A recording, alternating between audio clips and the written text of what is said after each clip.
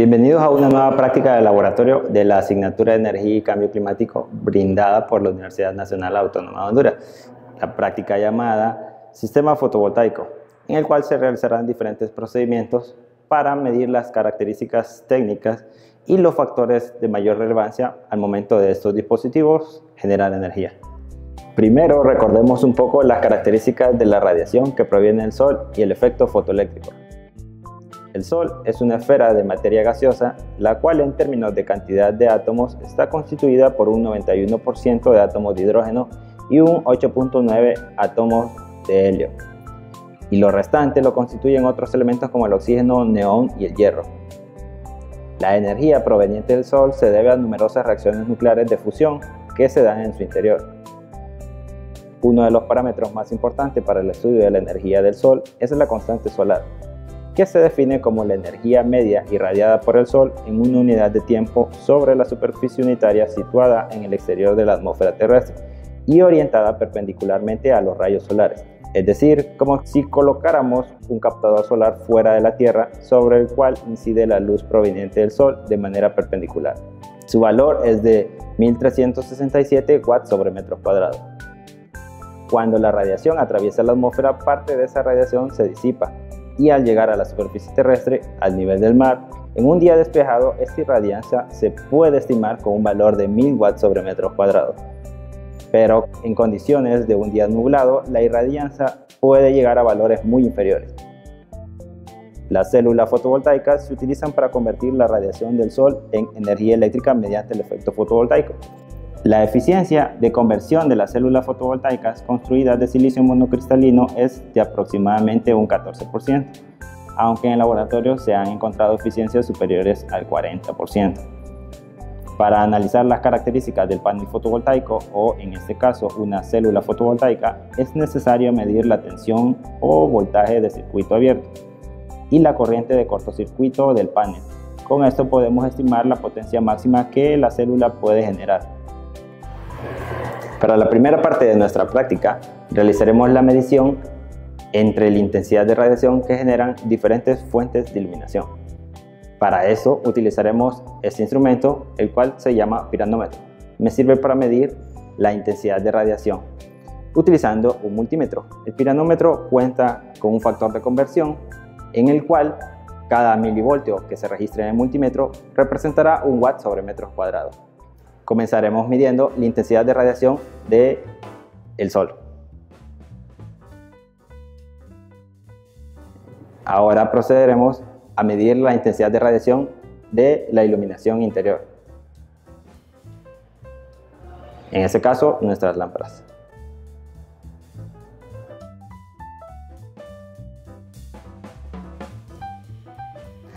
Ahora utilizaremos el reflector, que tiene máxima graduación en cuanto a la iluminación que le genera.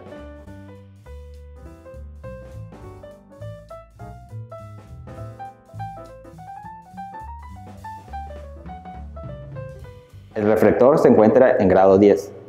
Iremos acercando la distancia, un primer tercio, y observaremos cómo varía la intensidad de radiación.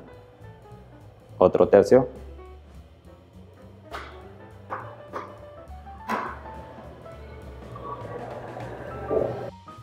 Puede observar que los datos, al acercar las distancias, se fueron incrementando y no de una manera lineal. Eso nos recuerda que la intensidad de radiación varía con el inverso de la distancia al cuadrado. Ahora que ya hemos observado cómo algunos factores influyen en la cantidad de radiación que incide sobre un determinado lugar, observaremos cómo las células fotovoltaicas sirven como dispositivo generador de energía. En este caso contamos con un juego de 4 celdas fotovoltaicas. En términos generales, cuando tenemos un conjunto de células fotovoltaicas le llamamos un panel o un módulo fotovoltaico. También contamos con un reflector que tiene una gradación variable y nos servirá para simular nuestro Sol. Comenzaremos observando cómo una sola célula fotovoltaica puede generar energía. Para este caso contamos con un motor eléctrico al cual conectaremos a la célula.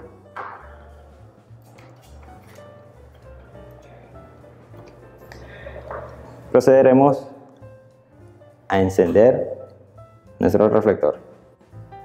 podrá ver cómo la célula fotovoltaica está generando la suficiente energía para hacer girar el motor eléctrico.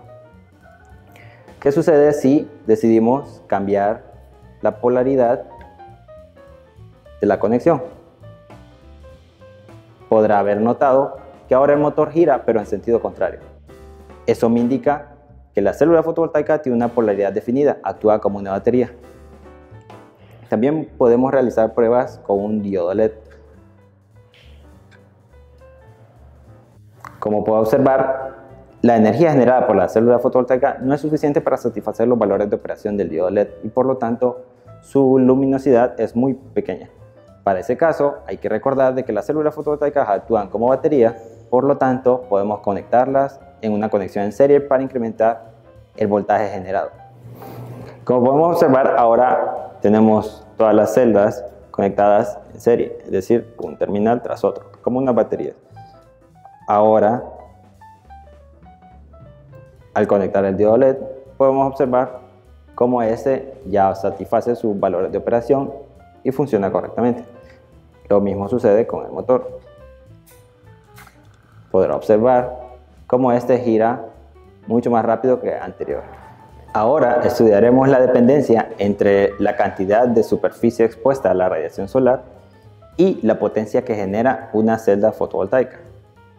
Para este caso, hay que recordar de que dos cantidades que importan al momento de obtener cierta cantidad de energía del panel fotovoltaico es la tensión de vacío y la corriente de cortocircuito, ambas medidas en las terminales de la celda. Utilizaremos un multímetro para medir el voltaje y la corriente obtenido en dichas terminales. Colocaremos el reflector en grado 10 y conectaremos nuestros multímetros. Ahí nos estaría generando la cantidad de energía obtenida con la superficie total expuesta.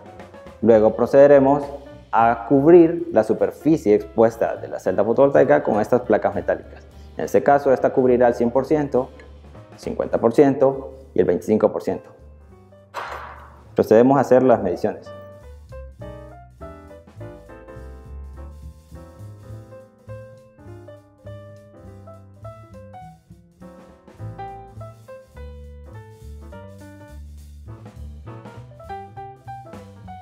Ahora, 50% de la célula fotovoltaica expuesta.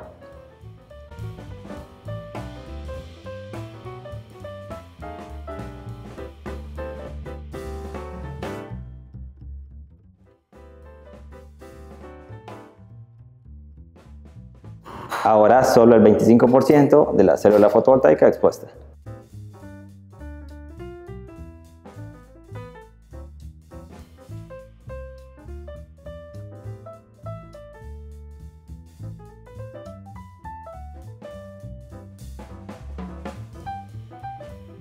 %, cubierta, 100% expuesta.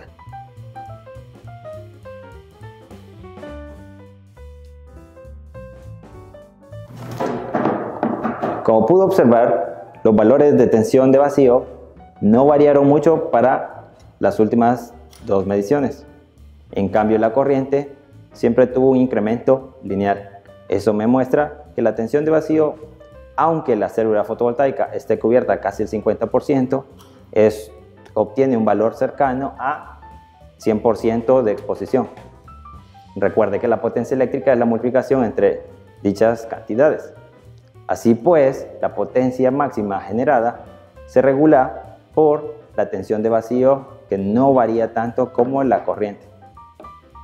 Como podemos ver en la animación, la radiación solar no incide uniformemente en la superficie de la Tierra debido a la curvatura de la misma y la posición relativa del Sol dependiendo de la época del año, por lo cual, dependiendo de nuestra ubicación en la superficie de la Tierra, será la intensidad de radiación variable y el ángulo de inclinación de nuestro captador solar para que esta radiación incida sobre él perpendicularmente. Y esto se aprovecha al máximo. Normalmente este ángulo de inclinación corresponde a la latitud del lugar. Por ejemplo, si nos encontramos en la línea del Ecuador, ese ángulo debe ser 0 grados. Para el caso de Honduras tendríamos un ángulo de inclinación de 14 grados. En esta parte realizaremos pruebas para observar cómo varía la energía generada para diferentes ángulos de incidencia de los rayos de mi fuente lumínica. Así como se muestra, en este caso, los rayos inciden de manera perpendicular sobre la superficie del panel y obtenemos nuestros valores de tensión de vacío y corriente de cortocircuito. Iremos variando los ángulos de incidencia de dichos rayos de 15 en 15 grados y observaremos cuál es la potencia generada a partir de la tensión de vacío y la corriente de cortocircuito. Esta es nuestra primera lectura. Ángulo de incidencia a 90 grados respecto a la superficie del panel.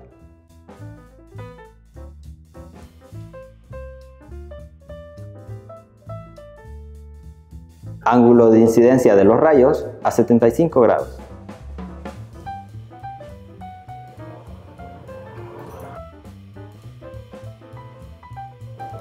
Ángulo de incidencia a 60 grados.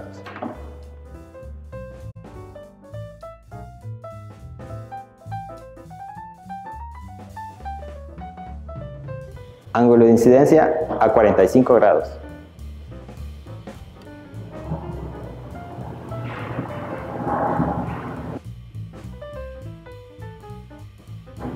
Ángulo de incidencia a 30 grados.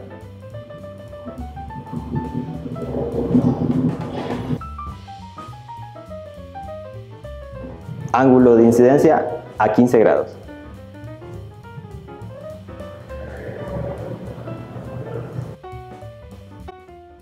Ángulo de incidencia a 0 grados. En este caso podemos observar que hay lectura, esto debido a la radiación de la iluminación interior. En la parte anterior estudiamos la dependencia entre el ángulo de inclinación de nuestro panel y la dirección de donde vienen los rayos solares.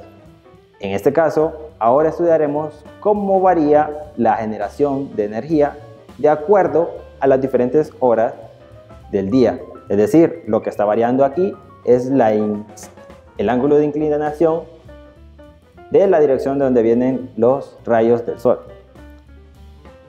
En este caso, estamos simulando el amanecer.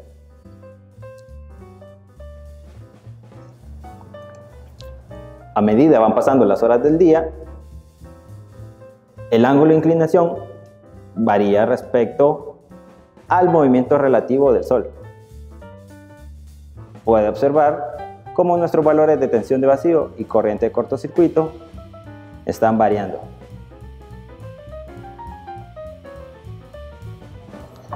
Volvemos al atardecer.